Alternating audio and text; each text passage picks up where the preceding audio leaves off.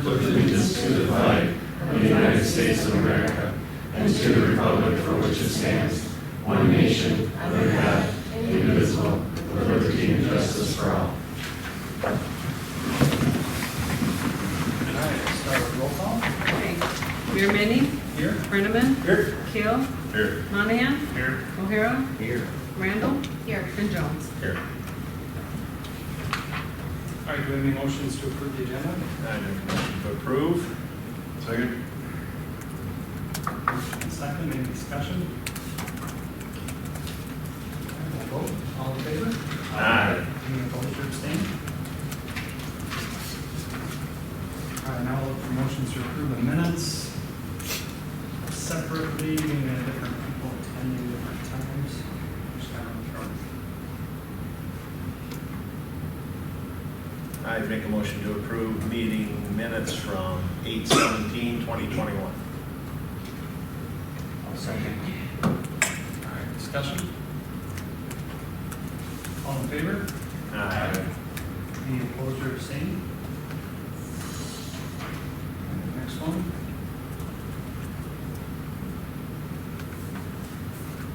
Make a motion to approve minutes from budget meeting, 8:30. Second. Questions or discussion? All in favor? Aye. Any opposed or abstained? Okay, and the last one.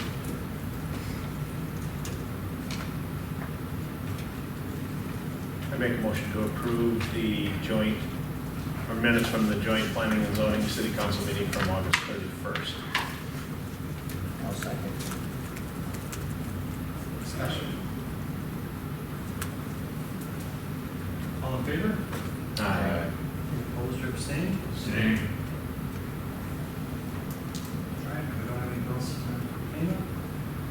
So next on the list is any public comments on any non-agenda items.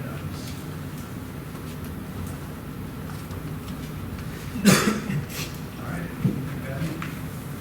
So first up in the visitor section, we've got Mr. Gerlach. Talk about your Eagle Scout project.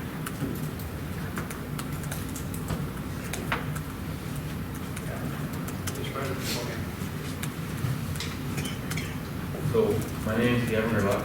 I'm a member of the Troop 8 here in Hartford, South Dakota, Mont 2. And I am currently working on an Eagle Scout project. I'd like to work on something in Veterans Park, but first, I'll tell you more about myself. So,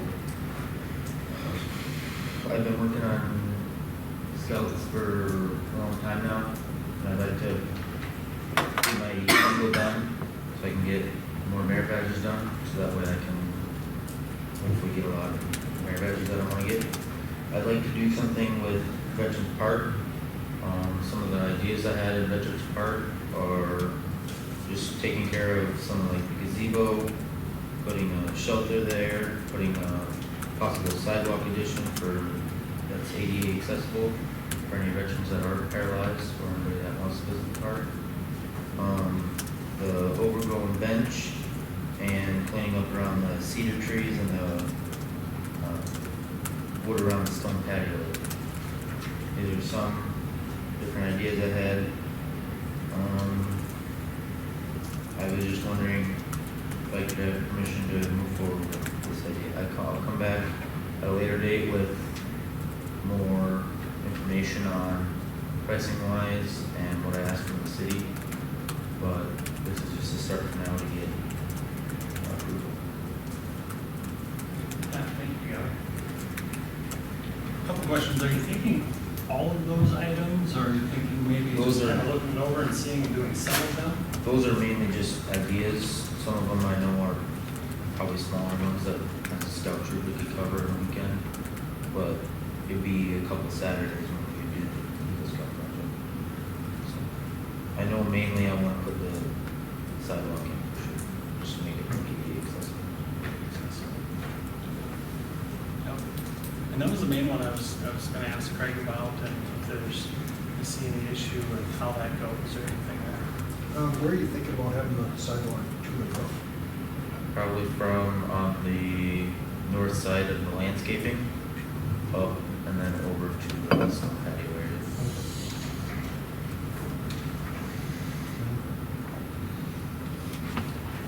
Should be okay then. Yeah, that should be a condition. So just out of curiosity, you said you want to get that Eagle, so you can. Eagle Scout project, and then work on that. Because the Eagle Scout project is the main part of doing Eagle, is showing that you can help out in your community. And then you go back and do merit badges, Yeah. because you gotta have Once I merit have badges to Eagle, get then to I the Eagle, go back right? and work on merit badges, so then return to the team. Yeah.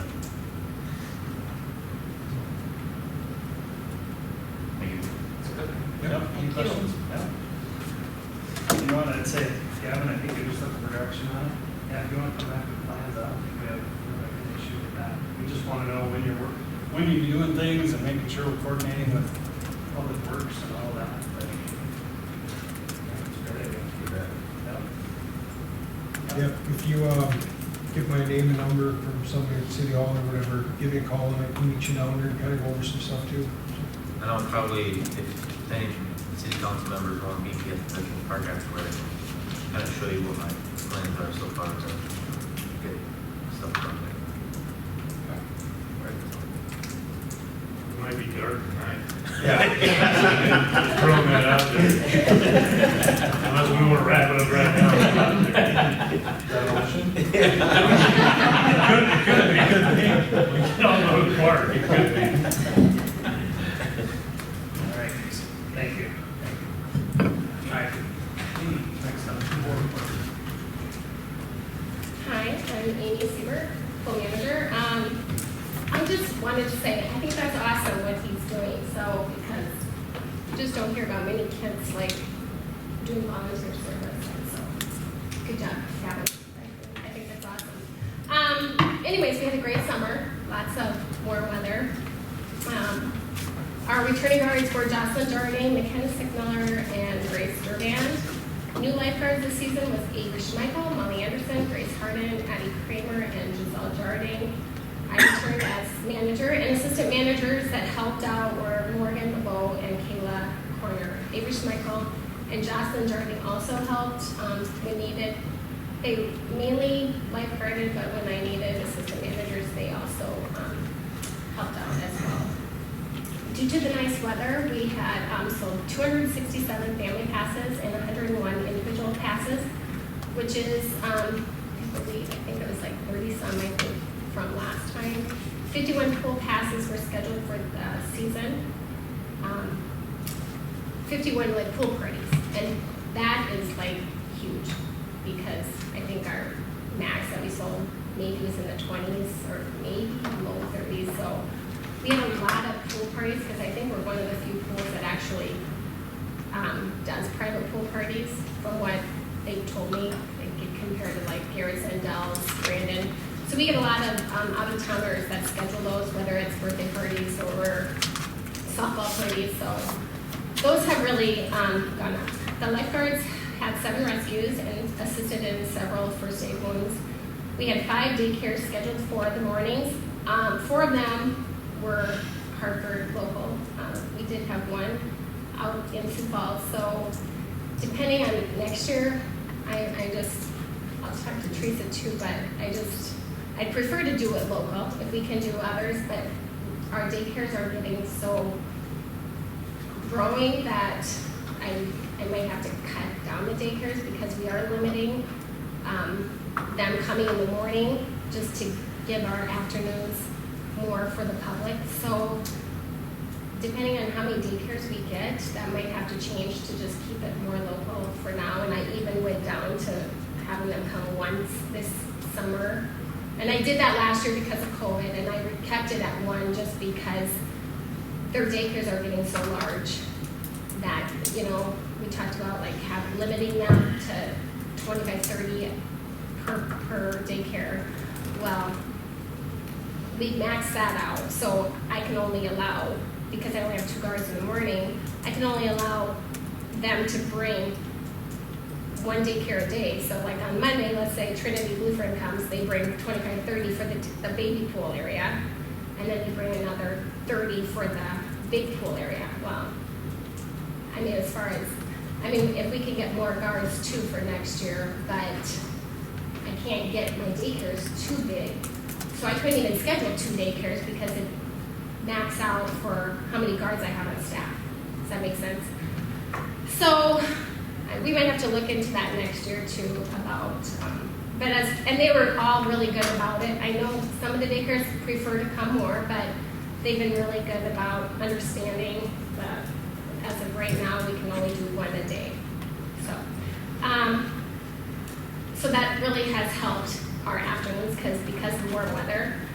We used to get, I mean, sometimes I'd get 200 people or sometimes 200 to 300. Well, because of warm weather and we have the daycares in the morning, that's kind of relieved our afternoons numbers, so they're average, which is awesome.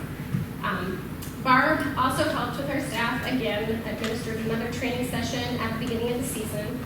She directed 6 drills throughout the season and all were successful. We continue to give the fireman department a full party for the time Barb volunteers throughout the season. That was held on August 9th and she executed another drill for our guards during that time. We also offered 2 sessions for swimming lessons. The first was June 14th through the 17th.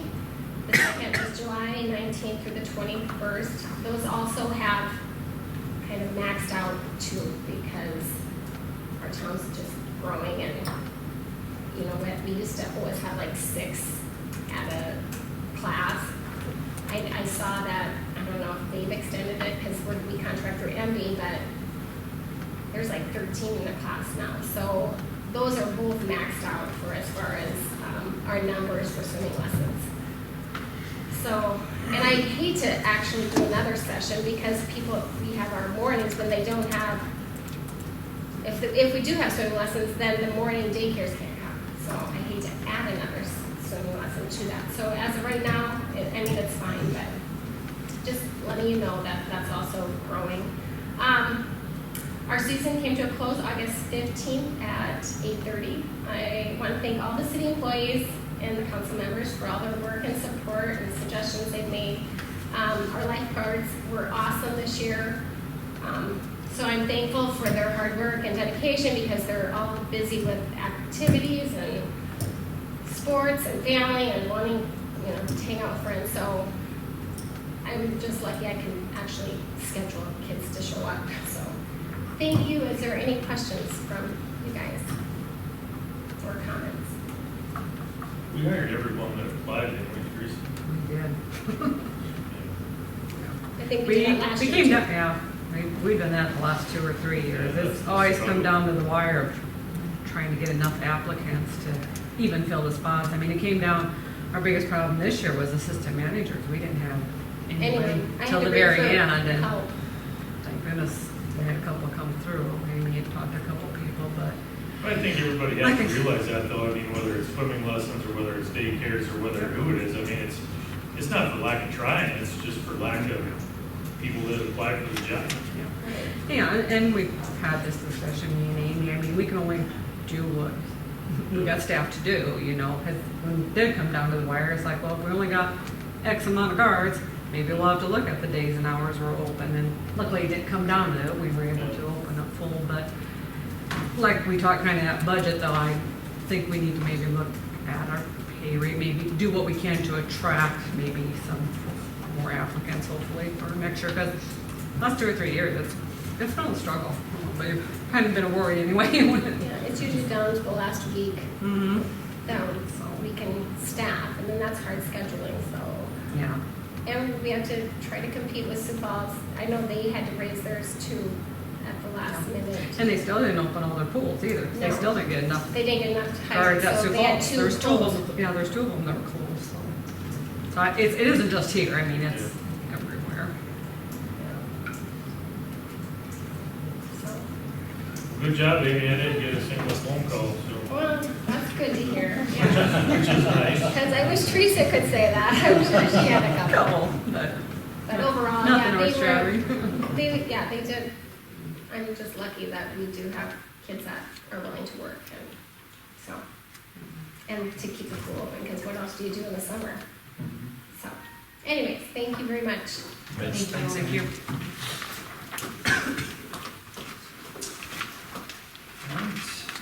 move to applications, agreements, and hearings. We've got a special event permit for Buffalo Ridge Brewery, Ponies and Pints. Hi, good evening. So, this application is for a permit for next week, actually. I kind of forgot about it. Sorry about that. So next Thursday, we're wanting to do a Mustang cruising. It's just, again, closing first from Main to the alleyway, just like we've done in the past. I believe it's 6 to 9, 5 to 9 is maybe what I put on there, just so we have street closure. Same as last time, we'll have food truck, music inside. They've been going really well, so this will be the last one before the fall and winter. Any questions about it? You have to have contract with a towing company then, in case things break down. Whoa, hold on. Back Are you off. bringing yourself? I don't have one. Oh, okay. Not a Mustang. Jeez. That. You have a recommendation?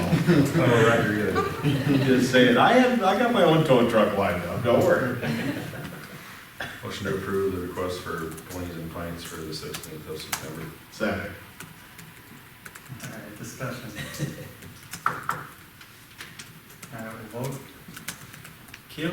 Yes. O'Hara? Yes. Randall? Yes. Brenneman? Yes. Jones? Yep. Meyer. Yeah. Thank you. All right. Thanks, Gally. Yeah, I do have a quick question.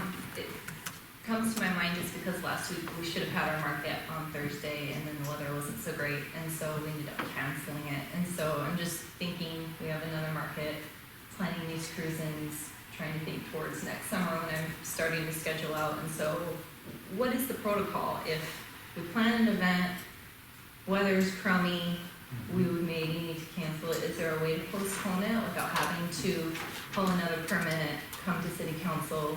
How does that go? Right, so would you be thinking of doing it like just another Thursday, just extend? Like your maybe seasonal extend it. part? Right. I'm just wondering what the logistics are. Alternate date on the permit? Can be approved every Thursday? I like the way you think. Like you said, put an alternate date Okay. in the permit, so then, I mean, you have both those dates there to knowing that it could fall into next.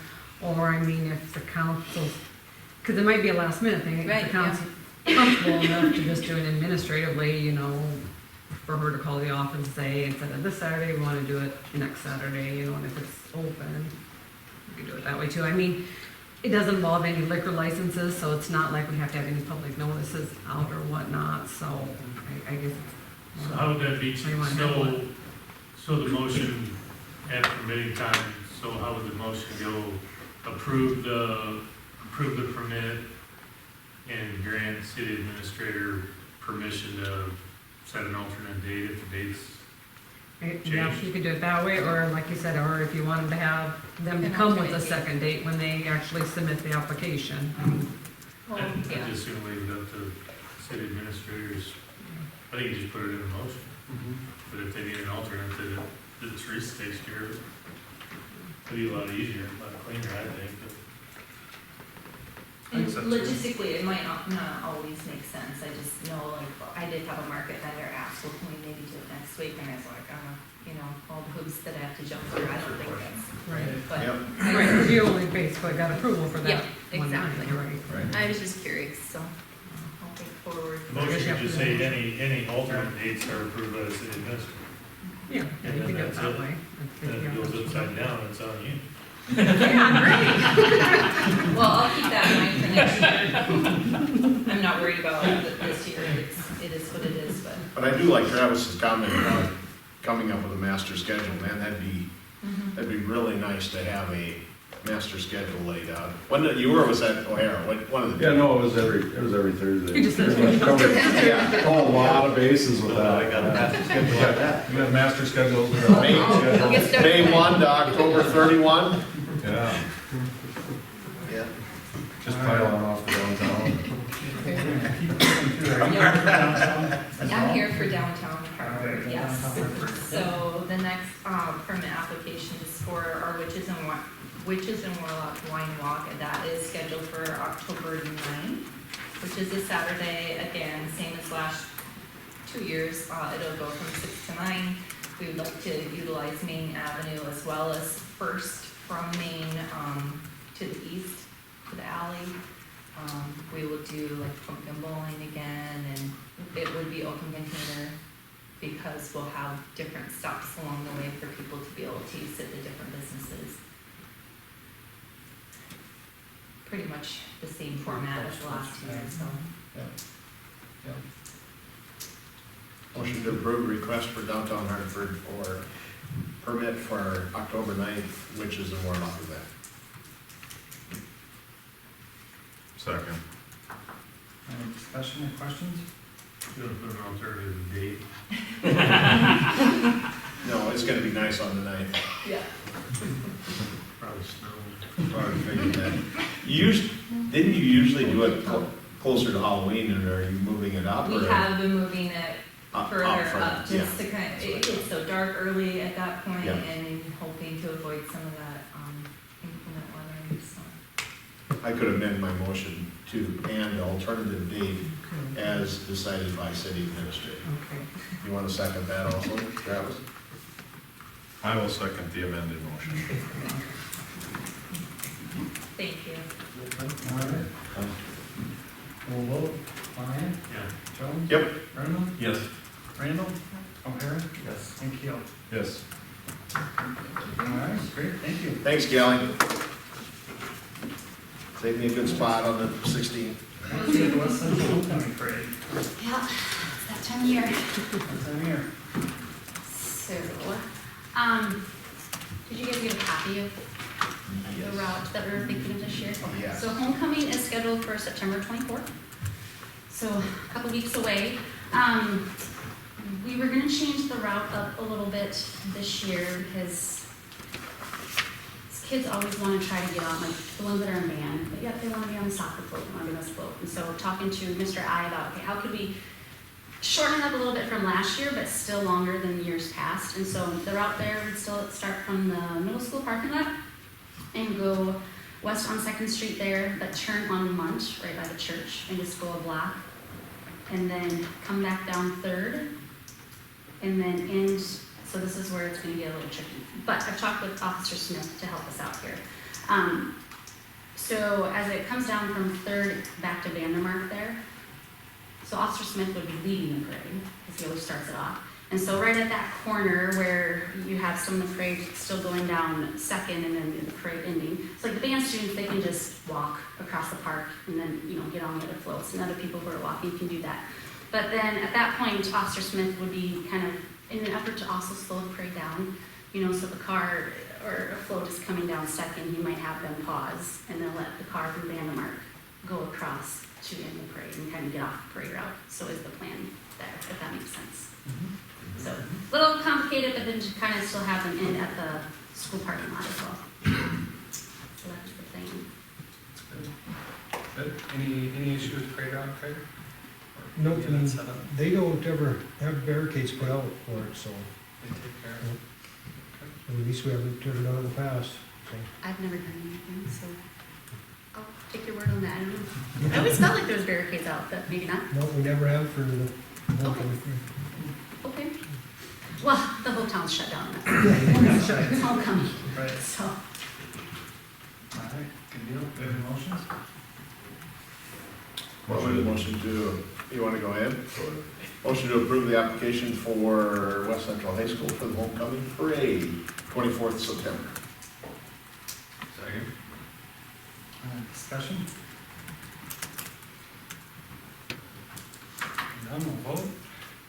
Randall? Yes. O'Hara? Yes. Keel? Yes. Monahan? Yeah. Jones? Yes, And Brennan. Yes. figured we didn't need an alternative date, so I'll do that date. If it doesn't happen, that day. Right. It's not happening. Yeah, we're canceling it, but not happening. Thank Thank you. you. Yep. All right, next we got second reading ordinance 713, it's the amendment to the zoning regulations. Any changes from first reading? No changes from first reading. Basically, the biggest amendment is that, excuse me, currently, accessory buildings and fences cannot be in drainage ways or easements. this change would allow fences to be in the easements.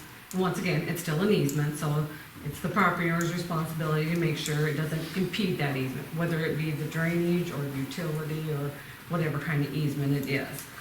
Accessory buildings, we're still not gonna allow, so, like I said. And there's some, it's all highlighted, but there's been some wording added too about that, any disputes among property owners is between the two adjoining property owners, it's not the city, so. But yeah, that was all in his first reading. That wouldn't matter when something was built, whether it's 5 years ago or in 5 years, this could change going forward, right? Or Right, it'll start whenever it's, from a fence that was built 5 years ago, this. no, they have to is comply all- whatever, right. So, if they built one 5 years ago and they have to stay out of the drainage, I mean, if this passes, they could move it. But, they just have to comply with whatever the current ordinance is at the time. Well, if they're out of compliance and this passes, can they come in and get a new permit Could, I mean, to bring themselves in right, compliance? they could, yeah, exactly, yep. Yeah, because they get a new permit and that would be, Is that what you're saying? Well, let's say they're out of compliance currently, Yeah. but when we pass this ordinance, they will be in compliance. right. If they came out and got a new fence permit, essentially, Even though they're not. starts the clock over for them. Yeah. And then Why would they have to get a new permit? Wouldn't they automatically be in compliance, regardless of what the permit said when they built it? Well, the permit said when they built it, they weren't in compliance at that time, so they should come in and get a new permit. You keep a copy of those? It's in the club. Or a box. I'm just. That's a closet. It sounds good. Yeah. It's in the club.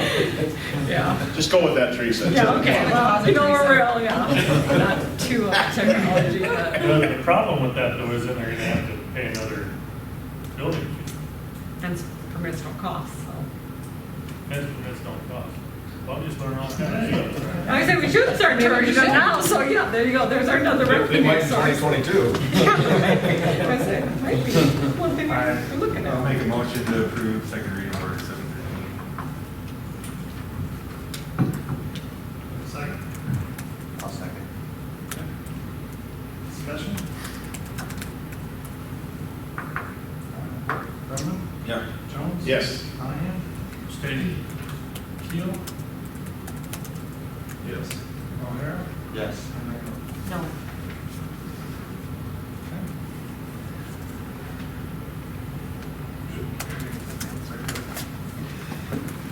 Next we got second reading of ordinance 714, that's the zoning regulations, cannabis regulation. Again, just from last week. Yep, so, last week we passed, we had the joint meeting with the planning and zoning. We passed first reading there. This is no change from the first reading. This is just the zoning ordinance, the 714, so basically it says, dispensaries can be in commercial districts, the cultivation, testing, and manufacturing can be in the industrial districts. Has that in there. It has the certain stipulations. Really, the only regulation we kind of have on top of that is the 1,000 feet from schools. We didn't regulate, any other distance requirement from each other or from daycares or anything else like that. It's just gonna be that 1,000 feet from school. We talked about one change from the draft that was incorporated into the first reading was that we are gonna allow drive-through for medical cannabis. So, we specify just medical only, so if and when recreational ever becomes effective, they can't have drive-through, they'd have to just go inside the facility.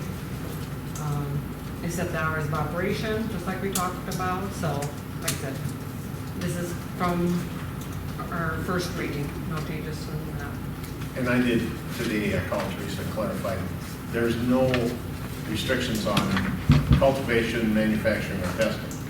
But they're only allowed in light industrial or heavy industrial, which we think will solve, kind of takes care of itself. Kind of limits But when I was itself. looking through this afternoon, I thought, wait a minute, did we, because I knew we hadn't discussed that, so. We only put a limit on dispensaries. Right, just The other ones, Because like I said, they can only go in industrial Right. zoning. They're gonna be limited with what lots they Yeah. can put them on anyway, so. So, I apologize for not being here for that meeting. But I'm curious, so is this mirrored off in other communities or the municipal league or? So Tom drafted both these Yeah. ordinances. He did take a draft from the municipal league, so that's kind of what he started with. Prior, planning and zoning had discussions about, obviously this is zoning, regulations, what they'd like to see where. So he kind of took their input, especially like with the times and the locations, and put that into the draft he presented at our last meeting, yeah. My question is what's the difference between medical marijuana and recreational marijuana? So he had explained at the meeting, well, obviously there's a difference of, I think, how they're made, the potency of it too, or something. I mean, there is a Tom saying difference. that? Or are you assuming that? No, I think it's been talked about. So There is a medical difference. marijuana- I say, yeah. Medical marijuana is prescribed. You have to have a prescription for it. And the makeup of the medical marijuana is prescribed according to the patient's condition, be it the THC and CBD, okay? Some medical marijuana will have just a little bit of THC in it and much more CBD. Others will have more THC with equal or less CBD. Recreational is simply like you go in and buy your bottle of whiskey or your vodka or whatever you want. So if I had a medical marijuana card, I couldn't walk into Joe's Good Times dispensary and purchase medical marijuana. I could purchase marijuana, but it wouldn't be medical marijuana. You would need to, most dispensaries will do both. They will do recreational and medical. Well, and the only reason I ask is because the drive-through service. Because I can imagine somebody finding a medical loophole to get around drive-through. I got a medical card and a dispensary sells medical marijuana. You can go through the drive-through, get your medical, you can get, your whatever. And part of that discussion that night was that when it's only medical, the dispensaries will be strictly medical. The reason for the drive-through was, just for disabilities or anything like that, they can get what they need. But when recreational passes, it's gonna probably end up being the same dispensary, right? It's just, you can use the drive up for medical, or you can get the shorter line when you get inside, get a medical card, or you can stand in line with everybody else. Interesting. And Tom did explain, so when and if recreational marijuana becomes effective, they're gonna have to fall under these guidance too. So like Mom pointed out, I mean, they'll probably be sold at the same dispensary. Yeah. You'll just have, like I said, a line for the medical Different marijuana, where you gotta show strains. your card, and then the line for the recreational. And the owners of the establishment will know what's going. Any motions for second reading of ordinance 714? I'll make a motion for second reading. Second. Further discussion?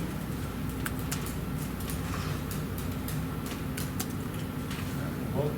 Randall? Yes. O'Hara? Yes. Keel? Yes. Brennan? Yeah. Jones? Yes. Monahan? Yeah. I'll move the second reading of ordinance 715, licensing provisions. Big change on this was the dollar amount, right? Yeah, we haven't changed anything since first reading, but at first reading, we, like you had pointed out, we had set it to only 3 dispensaries. And then the cost for the license would be $10,000 annually.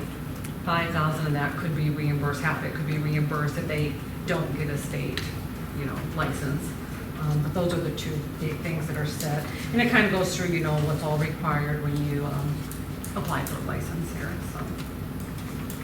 I'll make a motion to approve second reading ordinance 715 just for conversation purposes.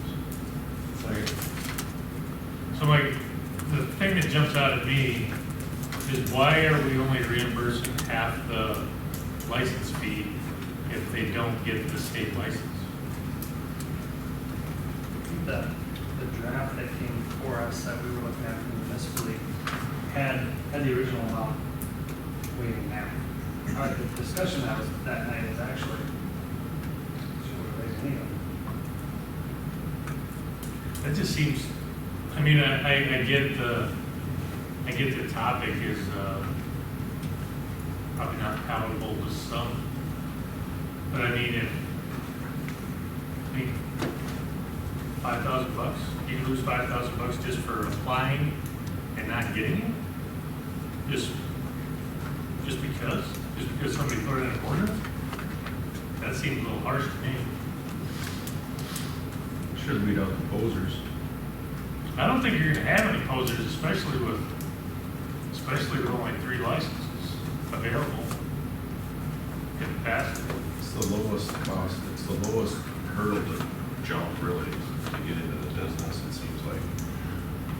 I would think most people that are at the point of applying for a license for the municipality have already got their ducks in a row with the state. I mean, they're gonna know what they need from the state, and, unless there's something way out of whack, they should be able to secure their state license as well, so What's the justification though for keeping $5,000?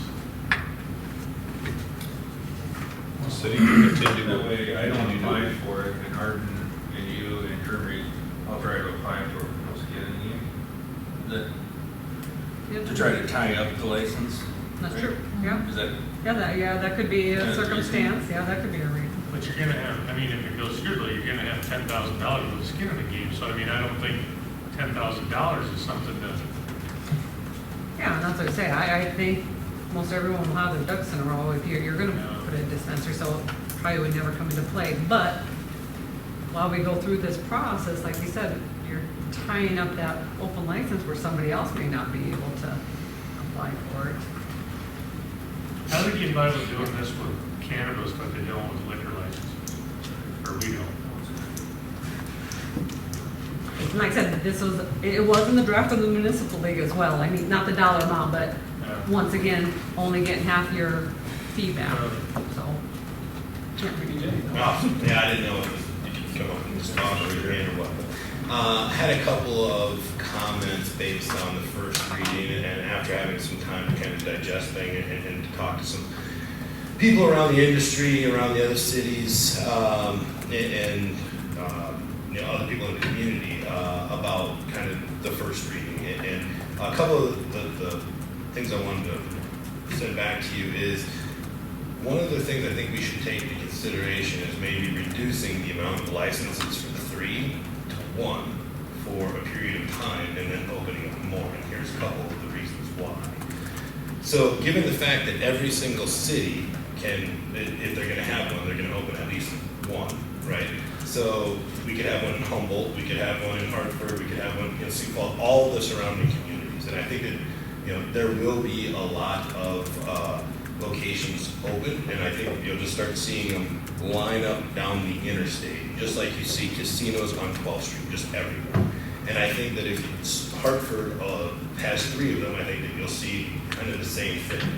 But by offering 3 locations in Hartford, I don't think that it brings any additional revenue. Any additional, I mean, the taxable revenue is what the taxable revenue, whether you have 1 or whether you have 3. The only thing that I really think that it does is it opens up opportunities for dispensaries to fail or not be as profitable as they could be, to invest in the things that need to be invested in order to have a successful dispensary. And not knowing what a failing dispensary looks like, but it's usually a price war to the bottom. which then will also attract clientele that you might not necessarily want. The other thing, looking at the fact that every community can have one, I don't know how much drive-by traffic we really expect to get, knowing that if you're in Sioux Falls, yeah, granted, they're only going to get 5, but that will change eventually, and not knowing how many people are going to have access to licenses right away. I think, if somebody has a medical license in Chamberlain, I have a feeling that there'll be probably 10 places between Chamberlain and here that they can stop and get their medical marijuana, potentially. Additionally, we're also talking about medical marijuana and not recreational. Not where just any Joe Schmo can go in and buy. You have to have a recommendation, not a prescription from a medical doctor. There is no difference between medical cannabis and recreational cannabis. It all comes from the seed. It's all grown the exact same way. God, earth, and sun. The only difference is when they go to the testing facilities, there might be some that test a little bit more potent, and there's some that might test a little less potent. And the difference is when you have a medical card, sometimes if the doctor recommends that you get higher prescription or higher dose stuff, then that's where that higher dose cannabis will come into play. But other than that, I mean, everything else is pretty much spot on. But again, I'm here tonight just to kind of talk a little bit about the concern I would have with multiple. And the other fact too, that if, the lottery goes in Sioux Falls and the 5 get bought up there right away, and then people are just going to start going closest city, closest city, closest city. And knowing, like, for instance, North Dakota, there's 7 licenses that they have issued for the entire state, that only 1 is owned by somebody in the state of North Dakota, the other 7 are owned by outside entities. And that's something that we have to be aware of. And I don't know if it said anything in the first reading about where they had to be located, but I do think that would be a concern if it wasn't addressed. So, but that was all I had. If anybody had any questions? No, just wanted, it did say, had to be within the state of South Dakota. One of the principal owners have to be within the state of South Dakota. To your point, what if availability becomes an issue? How many manufacturers are there? And if we limit it to 1, and I only have 1 manufacturer source, do we then potentially limit our person with the medical marijuana need, their ability to get it locally, and they would potentially have to travel somewhere else to get it? Yeah. So this whole thing has been a game of chicken and the egg. For the last year and a half, I've been planning this whole thing, and it's literally chicken and the egg. You need the supply in order to have the distribution. And to your point, if there's not enough cultivation, then there won't be enough for the dispensaries. There won't be enough testing facilities, etc. So there needs to be the proper blend. And again, if one is looking at it from a taxable revenue aspect, the numbers multiply significantly on the cultivation and on the testing aspect. If I allow 3 cultivation sites here in Hartford, I'm going to get 3 times that revenue, right? Because it's going to have to go somewhere. Or if I offer 3 dispensaries in Hartford, again, there's only so much revenue that's going to be there. It's not going to magnify because it's people coming here versus the product going elsewhere. So yeah, I mean, it's one or the other. So when you say you've been thinking about this for a year and a half, are you entertaining the thought of opening something? I have purchased a franchise, so I will be opening something, just I don't know where yet. So myself and my partner tonight, Sioux Falls has their second reading tonight, T has their second reading tonight, Brandon has a meeting tonight. We have people at all, just kind of looking to see what's out there. And I'll be honest with you too, I asked all of them tonight, there's not a whole lot of other people at these other city council meetings even asking questions. So that means there's not a ton of local interest, which means there's going to be a lot of external interest from out of state, etc. I did have a call today from a party in Sioux Falls locally, was wondering what we were doing and wanted because they are, like you, looking around there, and they've been checking with every city around the area as well too, so. I mean, obviously a lot of some, but how much, yeah, Right. like you said.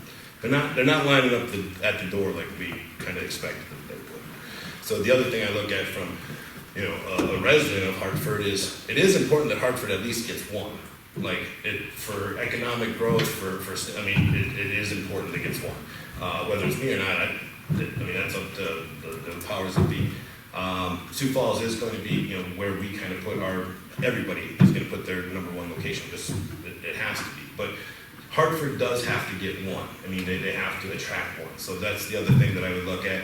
If I'm also looking at it from the business aspect, if I'm going to go to a community that has 3,500 people and is going to allow 3 licenses, probably going to look way less attractive than a community that has 6,500 people or 11,000 people and only offering 2 licenses under a medical aspect. So, looking at it from the business and the economics. And once again, this will cover both the medical and recreational, our ordinance. I mean, just so you know, it isn't just strictly medical. So BJ, if you were to open a dispensary here, where would you be getting your product from if we don't have a place here in town that's cultivating and?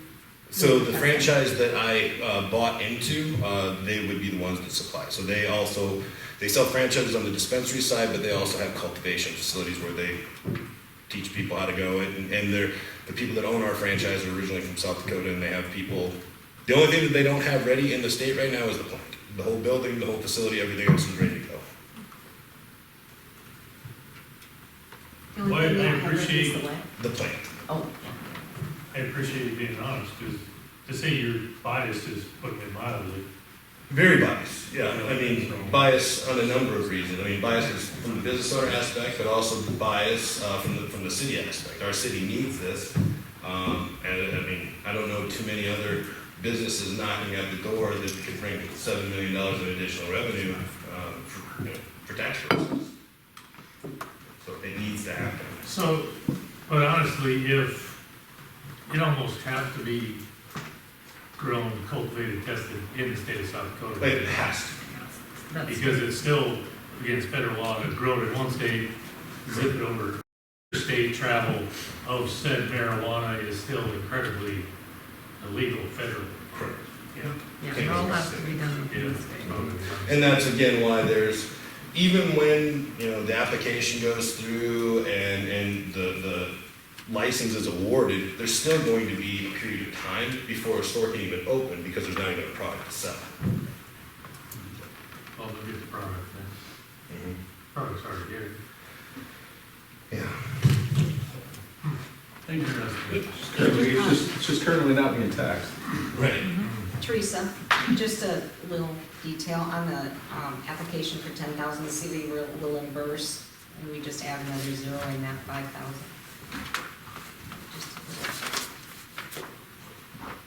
Oh, yeah, gotcha. You make sure. All right, we got a motion and a second on the ordinance the way it sits right now.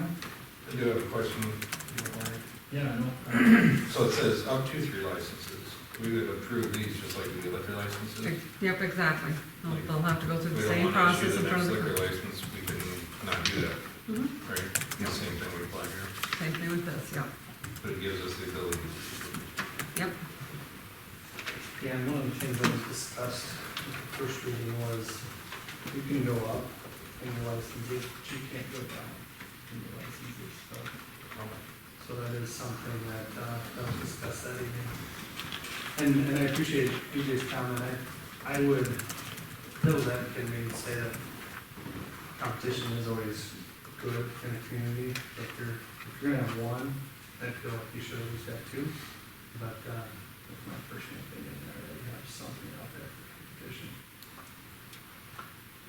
And I apologize, I missed the meeting too, but what about, it is taxed?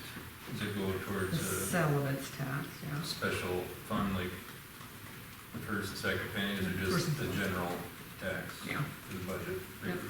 It'd be the sales tax or something like that. Do you want to earmark them for schools and roads?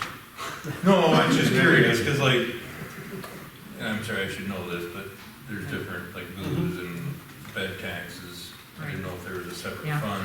I know the for this. medical, I think just got first and second penny, so just, I did pose that question to Tom, and he was gonna check on me when recreational comes, is that subject to third penny? I don't know that one yet, but, I mean, we're not talking about that right now, but No, it could be. it, maybe, I'm not sure how that works, so he's gonna look into that. enforcement. Oh, is there any appetite to go to 2? Rather than 3?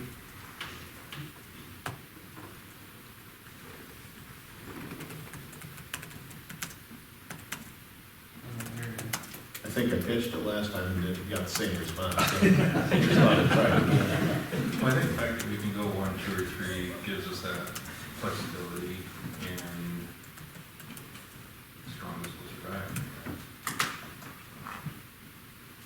And you're reviewing it anyway, if something that's not working or something that's. I would only have one competitor or no competitor.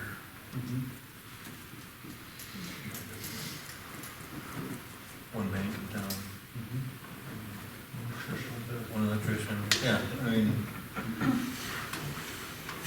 You know what sells is service and quality, so yeah. I don't know that But it's necessarily generally be a good race to the bottom. it's a pharmacy more so than thought, because again, it's only medically approved Right. at this point.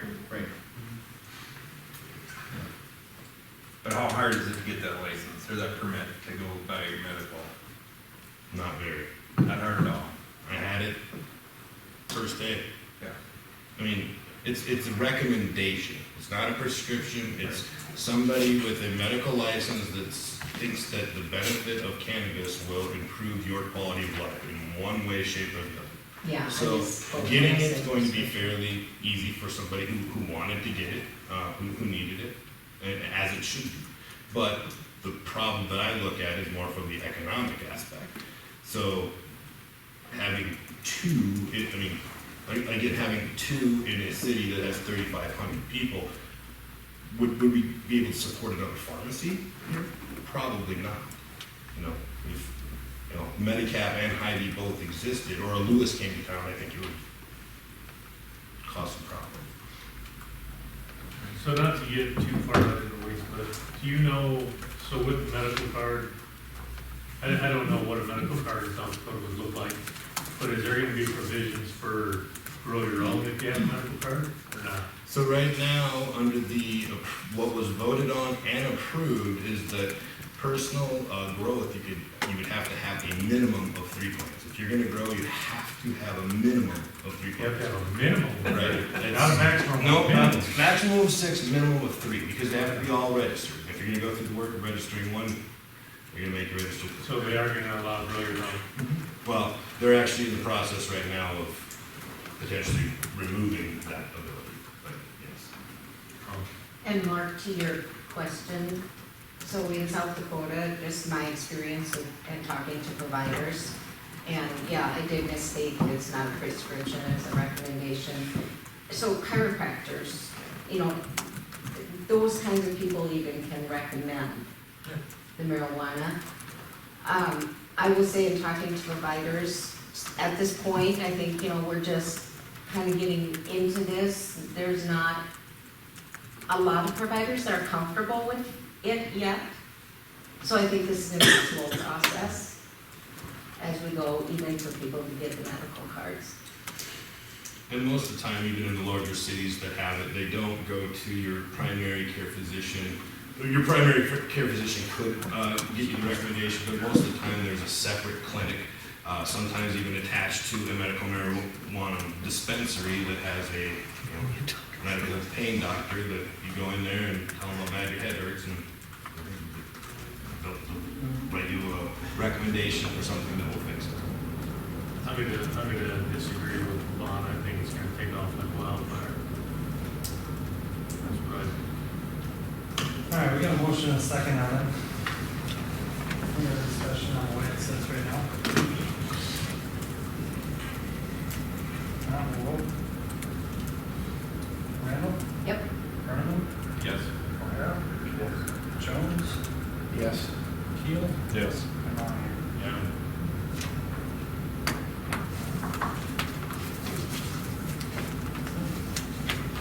Next item up. Thank you.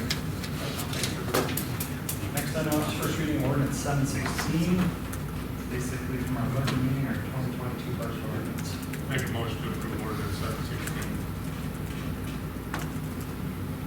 Second. Any discussion or questions?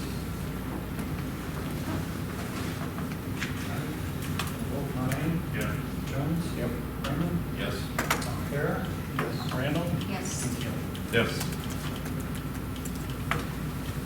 All right, then we got a resolution for the 2021-9 street maintenance fee for 2022 to review that again.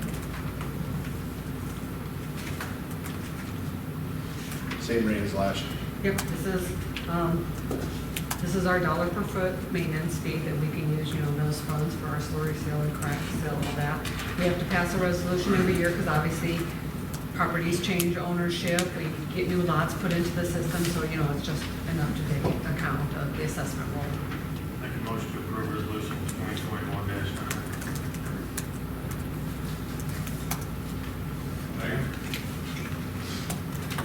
Questions or discussion? How much more is it this year? I'm sorry, what How much more is it compared to last year? That's a good question. My budget, I couldn't tell you what. How many more feet do we It is a little bit more because we've added Yeah. lots and stuff, so it is increasing. What would this, how would this benefit somebody that lives on gravel road in Hartford? Mag water. I mean, make water, yep. They drive on the other roads too, so I mean, It's not really so much for yours, but it's to keep the street system up and going. As a whole. I kind of, when people call and ask about, especially that first year, yeah, you're just paying your share, but you know, you utilize all the streets. So as a whole, it's a benefit. gravel roads are probably more keep up than paved roads. Yeah, with all the Expense-wise. time of grading them and whatnot. Mag water twice a year.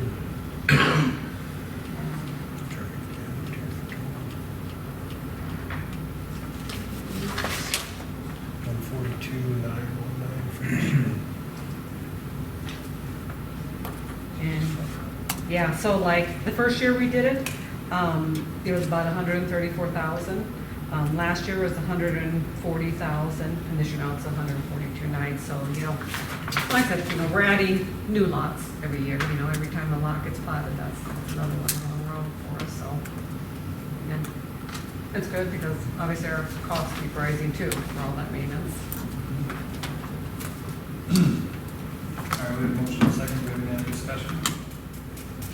How did we arrive at Turtle Creek's number? Is that just the footage from the road in?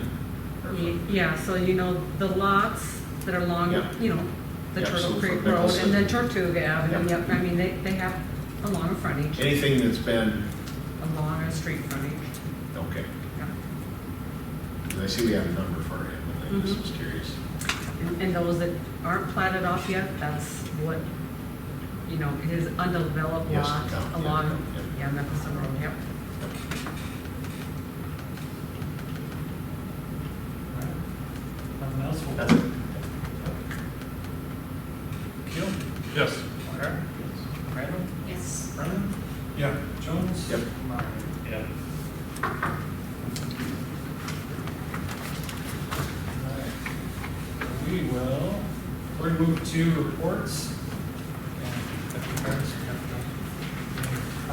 county sheriff's report. Good evening, everybody. Hello? I'm sure you got my lead report. So, total number of calls, last 30 days is 217, which is a decrease of 99 from last year. Just kind of the season's kind of, summer season's winding down. It's kind of my prediction as into why we have dropped significantly. Traffic stops, we had 69, which is a decrease of 4. We issued 17 citations, 34 grand warnings, and 14 verbal warnings. During that time, we made 2 DUI arrests out of those traffic stops. Parking problems, we only had 5 with 1 citation, 0 written warnings, and 4 verbal warnings. Family disputes were the same from last month, which was 3. Suspicious vehicles, we had 7, where 2 arrests were made out of that. Traffic accidents, we had 4, which was the same from last month. And then our larcenies, from car break-ins to storage and break-ins and stolen vehicles, has gone down, decreased of 9, where we only had 2 this month. And case reports, we had 7 of them, and 3 arrests were made. Community policing events that we've got coming up here in September will be on the 21st at the GOAT at 8 30. The pizza with the cop event that we had last month was a hit. I wasn't able to attend, but the 2 other deputies that showed up said that was a hit, and they had a lot of community just outreach and support during that time. So good old time. So, any questions from the public or from the council? Great report. Awesome. Thank you. Thank you.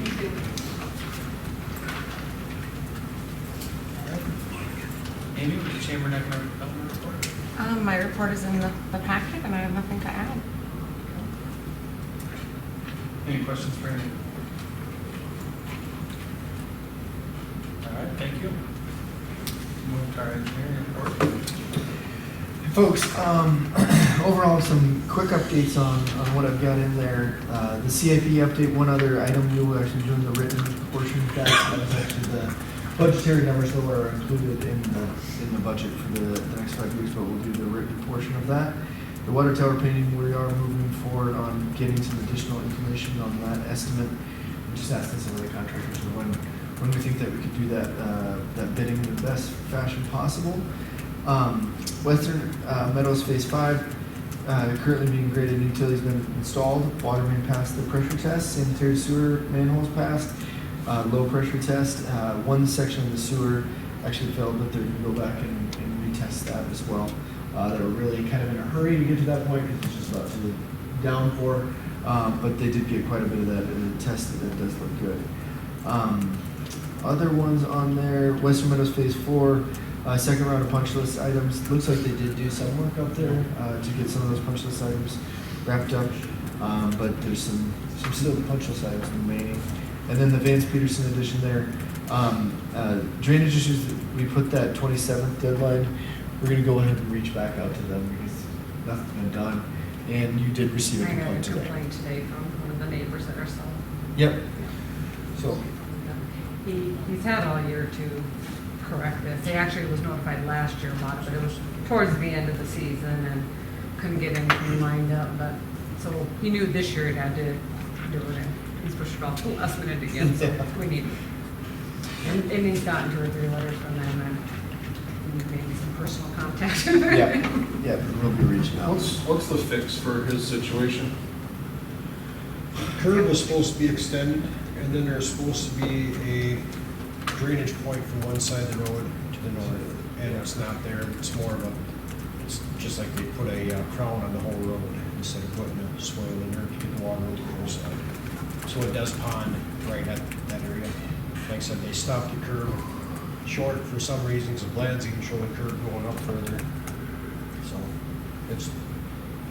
I think Vance could go back to the contractor that did the work and say you didn't do it according to plan. We need to get this addressed. We've been after it for a couple of years now. It's going to take care of. So. And is this the street behind the apartments? Kind of. It's at Bernadine Drive. Yes. Between Okay, Bernadine. Okay. Those duplexes. Both of them? There's 3 duplexes in it? 4. So yeah, Bernadine has that, you go in and it's Private got the drive, turn. yeah. And that's the one we're talking about? Yes, right off of Western, goes Okay. to the east, yeah. Between 5th and 6th. On the wastewater feasibility study, we had a really good meeting last week with CCOG. I didn't think that was actually included because that had not been completed, but met with them and talked about the timeline here. So there will be, we've got everything over, I think we're just sending that over today actually, to get on the state water plan. And then the timeline that really she has indicated that we'll find that back out of getting on that plan in November, I think is what she was indicating. And then January is actually when you could apply for funds. So really following that, we're going to put together a schedule and just kind of outline kind of the decision-making process as we move forward. Kind of the biggest thing, Leslie Wasika pointed out, is that the facility plan we're submitting, when we get on the state water plan, we are going to get on for the full amount of what it would be to not only do the Hartford plant, but to regionalize the whole thing of what our whole build out would be, to show the state, you know, this could be you know, the long-term goal, if, you know, everything hasn't worked out, but, you know, it could be up to this.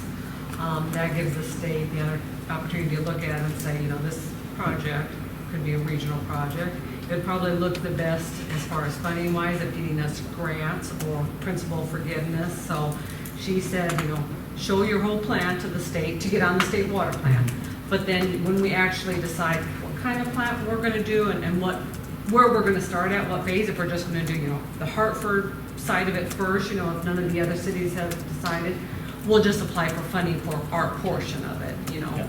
And then as we continue to work through, if any other communities wanna jump on, then they will apply for funding to, you know, do their line to us or whatnot. But, like I said, the biggest thing is that you pointed out, submit to the, you know, get on the state water plan for the whole amount, so that shows the state, you know, we really vetted this through, we've looked at how not only can it help us, the surrounding communities, and usually the state will look favorably on that, because obviously they want to combine resources as much as possible as well.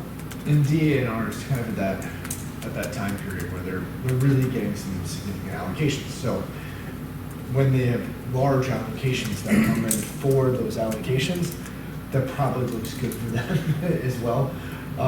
So we mostly want to help them, you know, from that aspect, Yeah. justifying that there's a major need out there for these type of projects.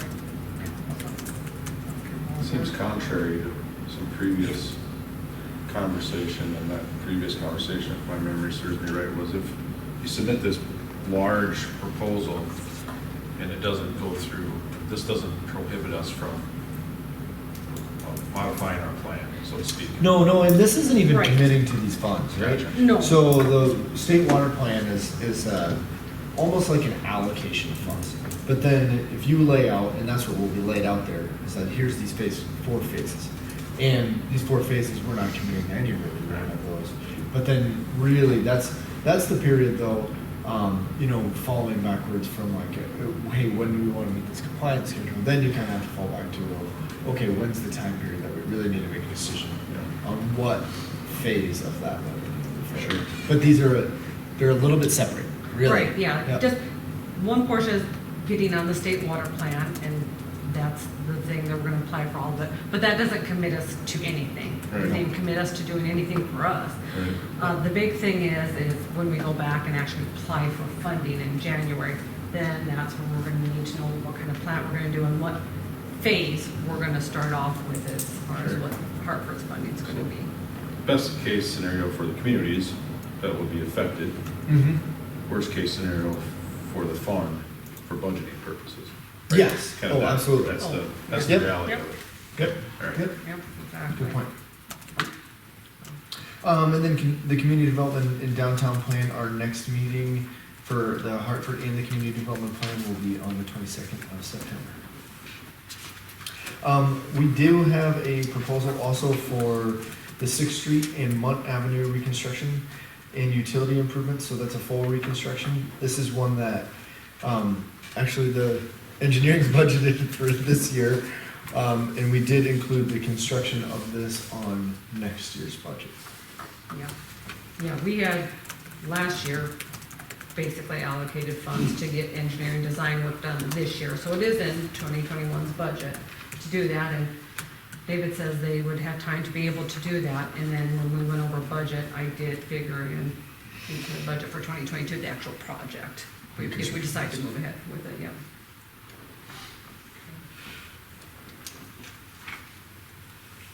All right, so we're looking for a motion to approve this engineering design month the 6th.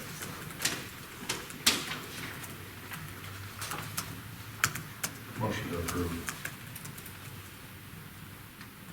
I'll second. You got an estimate in your mind, Dave, what that project's gonna be? Yeah, we had included that, Michael, on the budget. Yeah, where's your number? budget again? Yeah, I think the total project was 1.7, I wanna say.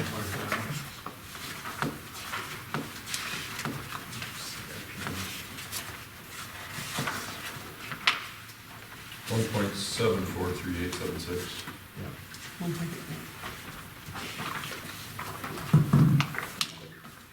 Any other discussion. You can remember it. How far- Take it out a few more. What's exactly, where did Clay bite that on Mont, or from where to where? 4th Street to about 6th, not quite Point to 6th. Sixth, and then how far are we gonna go down Sixth? We're gonna go east down Sixth, right? 6th will be, going down 6th, we should have a manhole put in about 300 feet going east, because there's no manhole down there, so that needs to get put in. And then water will be on 6th Street, getting that relocated out into the street. How And far is the water gonna go? it needs to go all the way from Mont to Vandermark. And then there's some, So the scope of the project is 4th to 6th and 6th to Denmark. actually 4th all the way up to Highway 38. Oh, really? Because we should get some storm sewer put in there. We've got some really bad drainage areas up there on Genie Circle, and then also on Mary Lane. Plus that street is all just, we've been patching it all the time. It's a quilt on the, Yeah. that's bad. bad way up. So what's because right now on Sixth, is the plan to make, because Sixth has always had drainage problems. And right now there's a valley gutter in there. Yep. Is there plans to take that out, get that elevation We're different, trying to get as much storm sewer in there as we possibly can and pick up all that water and get it out of to there. keep it from going in that inlet and running down the pit? Yep, but we need to get that, we've estimated it in right now. It's just how far can we go? We really need to get that survey and Yeah. run how far we can run it. Folks who won't get too shallow with it. Yeah. Because what you probably don't know about that neighborhood, Dave, is that water off Sixth, there's a stormlet, there's an inlet right there, that goes down to pit. There's another inlet there, that runs through property, and there's a, what street is that, Fighter that dead ends right there? There's a beehive vent or drain, and in gigantic rain events, oh yeah, it's like faithful back there in my neighbor's backyard, so, yeah, it's kind of a hot mess. Yeah, it probably won't help a lot of that because it's different drainage areas. So you'll still probably have some of that. Different drainage areas, still 6th Street. You'll still get, because most, that one portion does go through 6th. I don't know if we can get, we might go give it to You that. telling me we're gonna spend $1.7 million and not try to make that problem better? We're gonna try to, if we can. We're gonna do everything we can for drainage up there. Greg doesn't have any faith in you, Dave. We need the elevation information. So we're gonna try to get rid of as much as we can. Well, I'm sure you get up there, Craig will tell you what the problems are, it's a mess. Not really a mess, but it's not ideal. So, There's either a sand vein or a water leak that runs through there too. Oh, I think there's a natural spring underneath Well, your old so house. it used to be a swamp up in their slough. Oh, yeah. And we did include on a big portion of that, we did include subgrade Yep. behind back a curve to pull that moisture out from underneath the roadway. All right, do we have any other questions on the proposal?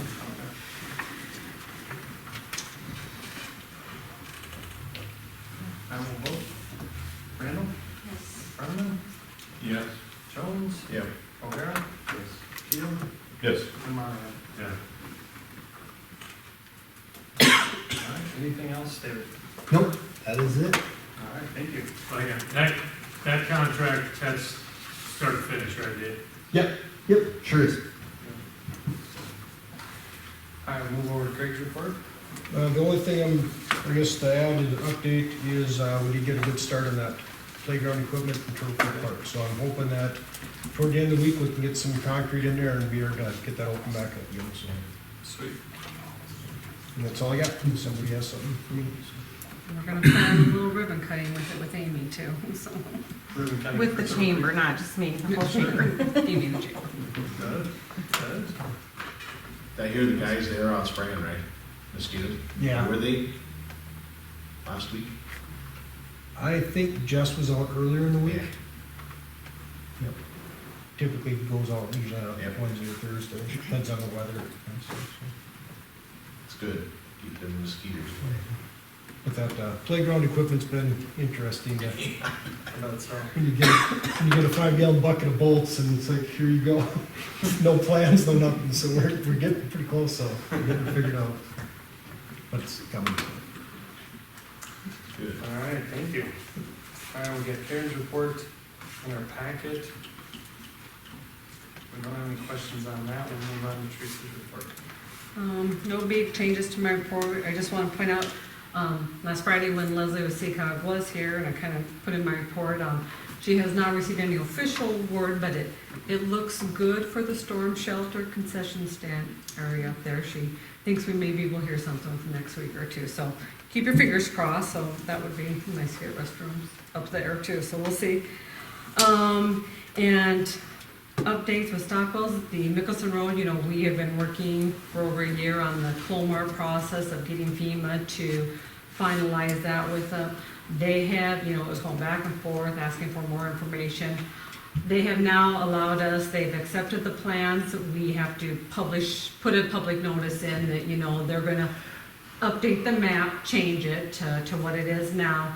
After that publication period for public input, if no response, then the maps get changed and that's done. It's all finalized, so that's good news. It's really getting closer on that. I put this in my report, but just did want to mention that there is going to be a public meeting regarding the Interstate exchange. That project is just for public input, kind of let them know about the project once again and see if there's any more public input, but that's going to be Tuesday the 14th, next Tuesday, at the fire station at 5:30. So I plan to attend on behalf of the city and see if there's any information or any additional public input from there. So otherwise, I had some work in progress, kind of gave you an update on. I sent out letters asking for insurance quotes. Two of the providers, the one from State Farm and Dave Put Up, have responded and are going to give us a quote. They're working through that. I have not heard anything from Cole Brocott yet, whether he wants to submit a quote or not. And I have not received anything as far as the RFPs, but I have received a couple of phone calls. So sounds like people are interested, at least a couple of them submitting something, but I have not got anything yet. And they have that till that October 12th deadline too, so they've got some time. So just want to give you that update. Any questions on anything?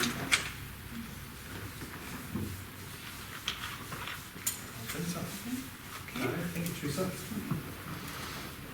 All right, we're gonna move down to new business. The first item we got is approve the release of the 2021 hometown Christmas budget for $10,000.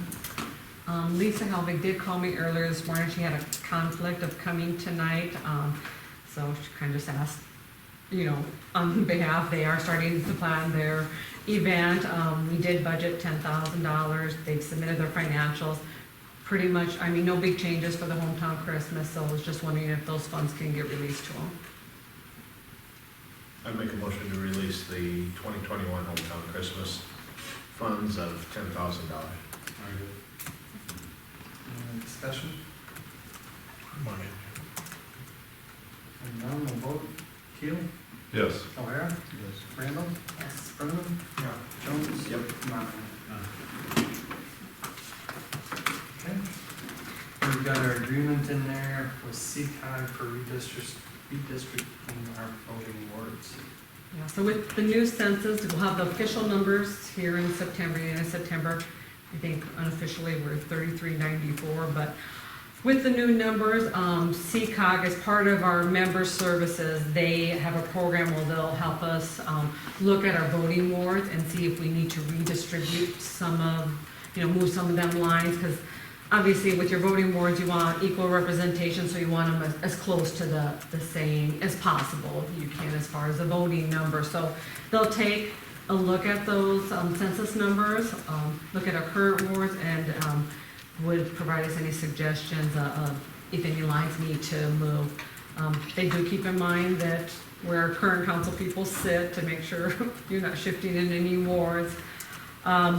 They give us 4 hours of service free. Like I said, that's part of our membership. We had them do it for us last year.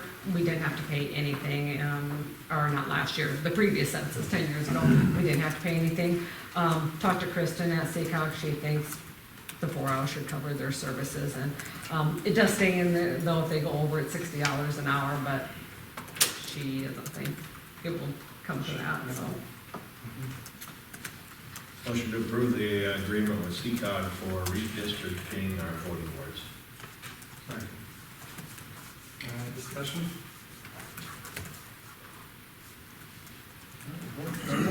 Yeah. Jones? Yes. Monahan? Yeah. Keel? Yes. O'Hara? Yes. And Randall? Yes. And excuse me, was that you, Mark Monahan? Or who was Sorry. the second? You were the motion. Were you the second? Yeah. Thank you, sorry. It's hard to catch. Can you not hear me? When you both talk You want soft, you hand sound like signals? when it comes to that side, it's like, which one was it? Yeah, I was We doing. typically, both of us talk very soft. Yeah. Yeah, We're kind of gentle. yeah, okay. I've never heard that. Yeah. Ever. Walk softly. Very small like band, yeah. All right, next we got our, it's that time of year for our mayoral appointments, for city attorney and city engineer for 2022. This is something that changed a few years back, probably more than a couple of years back, where we make those appointments in September for the upcoming year for 2022. So, with that, the city attorney, I would appoint Freebird Nelson and Ask as our city attorney. And with that, I need a motion and a second, and approve that, and then the city engineer. I make a motion to approve, Freebird, you know. Freebird, Yeah. yes, we know, we know. As city attorney. Those guys. Whoever Tom works for. Yeah, the people that Tom works for. I'll second. Tom Freebird. Tom Freebird. Freebird something, and, yeah. Nelson was with the guy that came for a while. We got it. I don't know who asked you, is that really? Brenda's been here. Brenda. Oh, is it? Oh, I don't know. All right, we'll vote on that. Monahan? Yeah. Jones? Yep. Brenneman? Yeah. Randall? Yes. O'Hara? Yes. And Keel. Yes. All right, and for city engineer for 2022, appoint ISG engineering firm. Motion to approve. And second, O'Hara. Any discussion? All right, we'll vote. Yes. O'Hara? Yes. Randall? Yes. Brenneman? Yes. Jones? Yep. And Monahan. Yeah. Next, we'll talk about field improvements at Swenson Park. So, come on up, Ron. You just love being here, don't you? Yeah. He's gonna keep coming after. Usually don't volunteer for these public engagements. You're good at it. I guess I'm here to request, beg, borrow, plead with you, the city council, to approve the construction of 2 new diamonds on Swenson Park.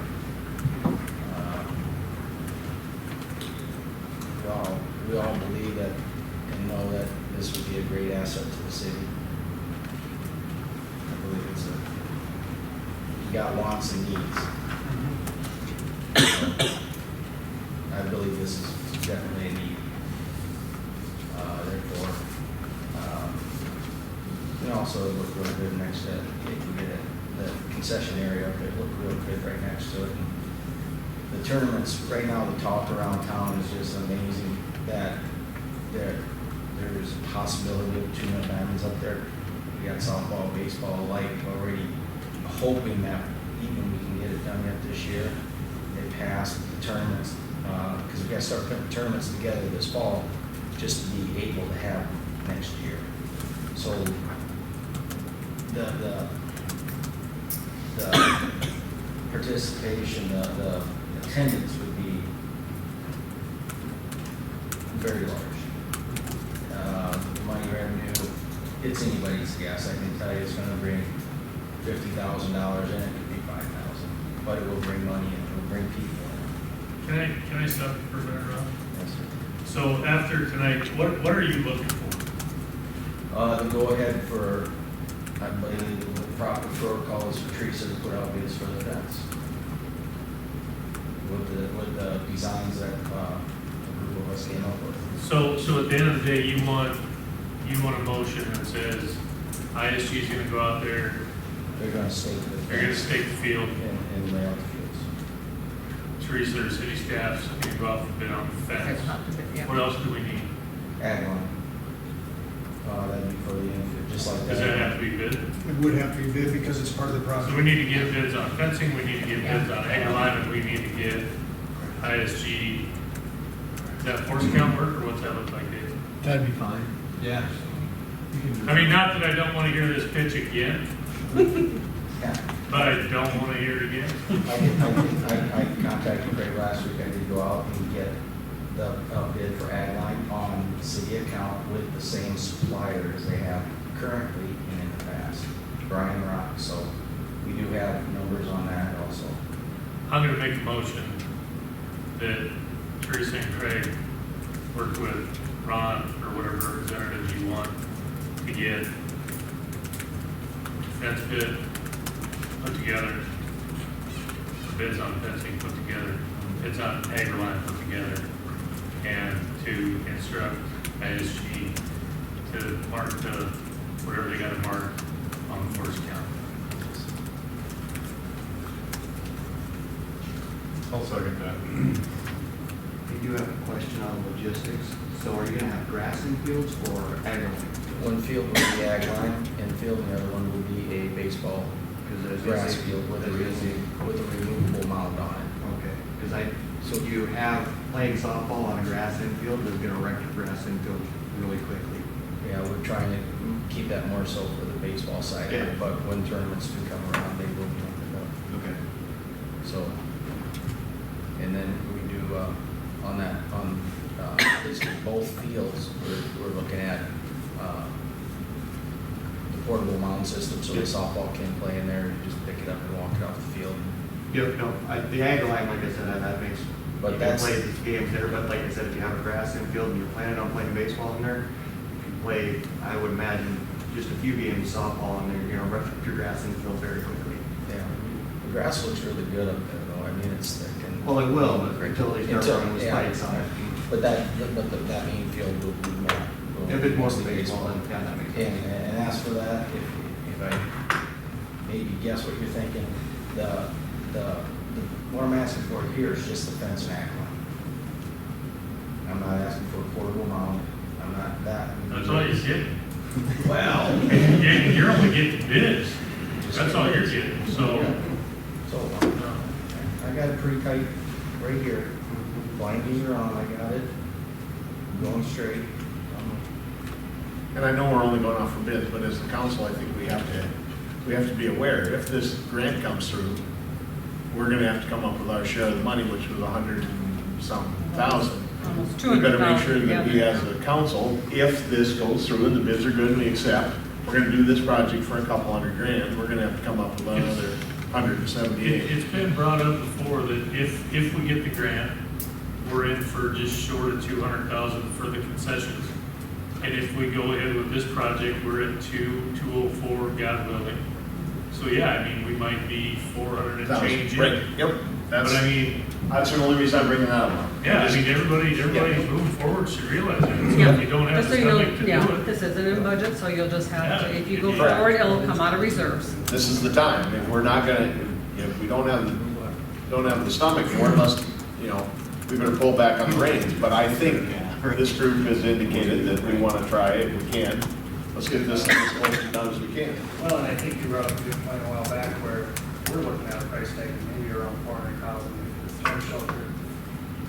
And these two fields done, and if we would have added all that up a couple of years ago based on estimate back what we thought it was gonna cost to do all those things then without grants or whatever, you're talking $3 million pretty easily for almost 400,000 on it and get it done. I mean, since we're kind of stating obvious things, these guys, their emphasis is really baseball, whereas the pitch prior was always softball. Right. They're involved. Absolutely, they get 50%. I won't let people work with them. Yeah, we are gonna, Potentially 100%. the group we've been talking and we combined not that we don't have enough committees, but yeah, we're gonna do a softball, baseball committee for Hartford, and, so we don't step on each other's toes and stuff, we come to an agreement. You could egg line both fields and then just turf the one for some baseball, right? we love the turf, but that's up in the. Oh, that's not. Unless you think that we can take the general fund down close to that million at Arnold's. I'd like friends with somebody who owns a dispensary. Well, he's gone. Maybe if we get two, we'll just, he says $7 million, what's the tax value of that? All right. One thing to think about on this year, just go out and getting bids. It's gonna be tough to get it in yet this fall. I know, but you gotta start somewhere. Gotta be what, right? You gotta It's begin gonna be tough to get in. everything done, because it'll take us 2 meetings before we'll have, Yeah, I mean, because we go, so we got to go out for bids, it's got to be advertised twice, and we, our publication only once a week at the How long- minimum, and then you got to bring the bid, open the bids, bring them to you, get your approval. and How long is the it's bid good process. for, typically? year, and we might be able to, Sioux Falls got something out there. I know for AgriLine, they'll probably have a bid, and if we can get Brian Rock to honor their bid, then we could just buy off their bid.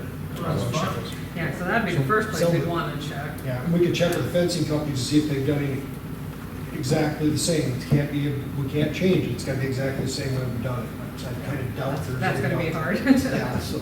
But I mean, if you go to Michael's or whoever though, and you say we need a bid put together for X, Y, and Z, if that's only a 30-day bid, and it's 35, 40 days before it comes to the council, I mean, you guys gotta have enough foresight to say, we don't need a 30-day bid, we need a 60-day bid. Right. Or a 90-day bid, or a spring 2022 Yeah, they're gonna have to make sure that this is good, at least until. So, I say, you might want to write in specs that, after any time this fall, and give them though till next Yeah. summer, spring, or whatever. time to get it done. Currently, my bids are good for 5 days because of the commodities. So this year, you'd have to have it where you could pay, say, yep, we're gonna go with American Fence, and they would order the materials and have it sit there until they got some time to put it in. Right. So, Yeah. yeah, we'll get- however it works, I mean, you guys know how these We'll get work it, out. we'll get it. So we'll get however- it. Yep. Talking about that's like talking about AgriLine and grass on the infield. I don't care. I really don't. If people can't figure this out, then we need to just cut bait. So, It's exciting to see these guys in the same room again talking about, I mean, with the same purpose, same goal.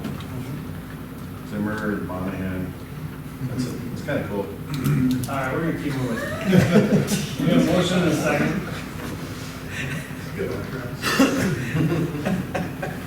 We'll go with Brennan, yeah. Jones. Yep. Monahan, Yeah. Keel, Yes. O'Hara, Randall. Yes. All right.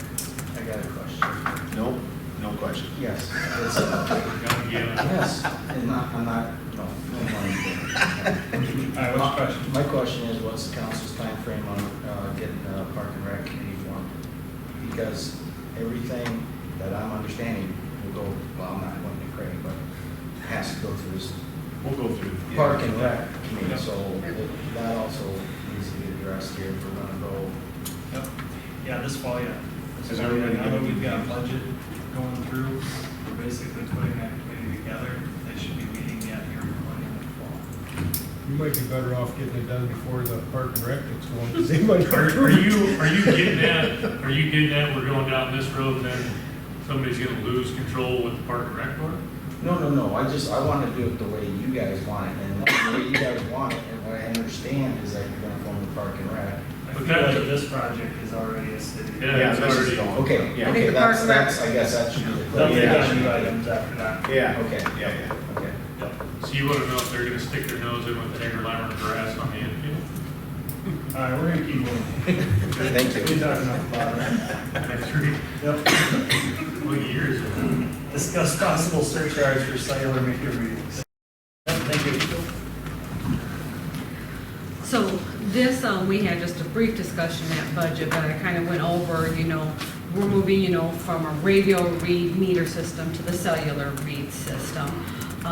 Before, we drive around with our little computer and it'd be through the radio reads. Now it's all done through the cell towers. But with that, so we have to put new meter heads on to read cellular.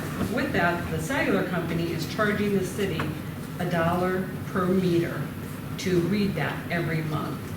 Which, when we only had a few meters changed out, it wasn't a big dollar amount. But as we move forward, and now we got slightly over half of them, You know, we're paying almost $8,000 a month now. When we get them all switched out, we're gonna pay like, 1,000 a year. yeah, 8,000 a year, yeah, it's gonna cost us per year. But when we have them all changed out, you know, it's gonna be around $14,000. So that's a chunk of money, and obviously the more houses we build and new houses, new meters, that's all gonna add up. So we kind of briefly discussed this about that $1 charge, if we could move that, if the council has any appetite of putting that as a surcharge to the customer. So when I get my water bill, there'll be a $1 surcharge for the meter reading fee. You get your bill, it'd be $1. We just passed that dollar amount instead of the city paying for it onto the customers to read their meter. So is that a motion to do that, or do you get? Well, I want the appetite, obviously, if we're gonna do something like a surcharge, we have to do an ordinance and one. So I mean, you're definitely gonna be looking through, discussing it some more, but, you know, at this meeting, I guess I'm looking to see if the council is interested in that, that's something we should pursue. And then we'll talk to Tom about drafting an ordinance, if it is something we want to entertain doing. You know, we went through budget, you saw, we're spending out of reserves next year. You saw expenses are way up, our revenues, you know, we don't have any new revenue sources, and once again, this is another expense. If we can offset that by just passing that $1 a month charge on, that's one, that's a help, you know, anything helps at this point. We should have been looking at doing this when we switched over from where the homeowner had to actually read it to where we did the convenience of doing it for them. Yeah, Because we it's should have done it when we did the time to radio drive reads. around, pick up and read, you know, so. Right. Mhm. But with the cellular, you won't do that. We don't need to, No. but we're getting that charge. But the cellular The cell company's company- charging us that. Yeah. Yep, so yeah, we won't be reading, we've got like only 480 left, I think, is what's left out there. So all of his other ones, 700 and some, Rhonda can get them right off her computer from the day they moved out to, you know. And then what's stopping us from making it $2 or $3? Why does it have to be? Absolutely a nothing. surcharge? Absolutely We nothing. can It's do a not- surcharge, there's no limits, reasonable limits, I mean. We're just on a break even. We just want to cover our costs at this time, but I mean, you could set that surcharge, you know, whatever you want. I'm sure at some point in the future that will go up. Right now, though, it's just, we're just getting charged that $1. You know it will. I was saying, you know it will, everything does, but. I'm fine with it. I guess we can have a talk about what the surcharge is later. I mean, we can change that on second reading if we Mhm. want to. Okay, so, Change it on first reading. unless there's any big objection, well, we'll put something together and we'll look at our next meeting then, so, okay, that's all I need. All right. All right. Next item, approve advertisement for full-time building inspector / code enforcer. Motion to advertise. I'll second. Okay. Any discussion? So we don't require any certifications, any education other than what we have in the job application? It looks like kind of a low bar. Yeah, this minimum and these are just minimum qualifications, and we'll look at their certifications or schooling and their job experience all as one, yeah. And are we looking at just certified or licensed? Or neither? Looks And like when you're neither. talking licensed, because like Paul isn't even licensed, he has certifications, building code.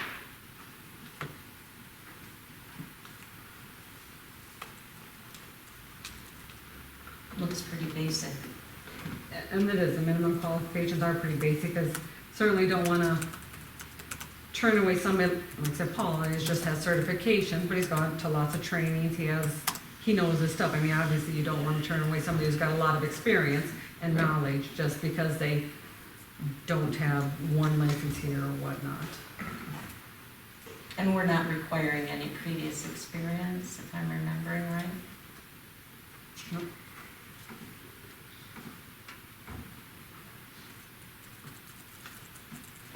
We're opening it up, Like, they're just minimum, and we're opening up to a broad And broad pool.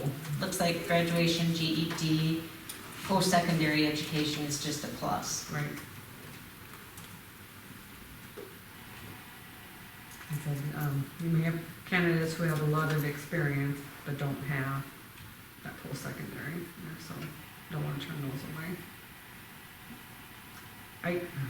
I think, you know, we've talked about this before, I'm hopeful we'll find a qualified candidate, but, you know, this is kind of, especially the building codes, is kind of a specialized field, so, you know,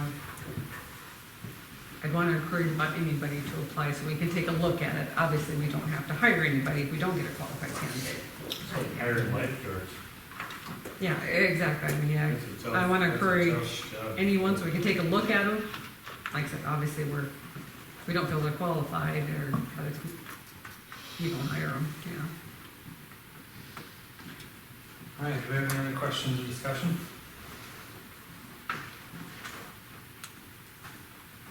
All right, Nicole? Keel? Yes. O'Hara? Yes. Randall? No. Furman? Yep. Jones? Yes. Monahan? No.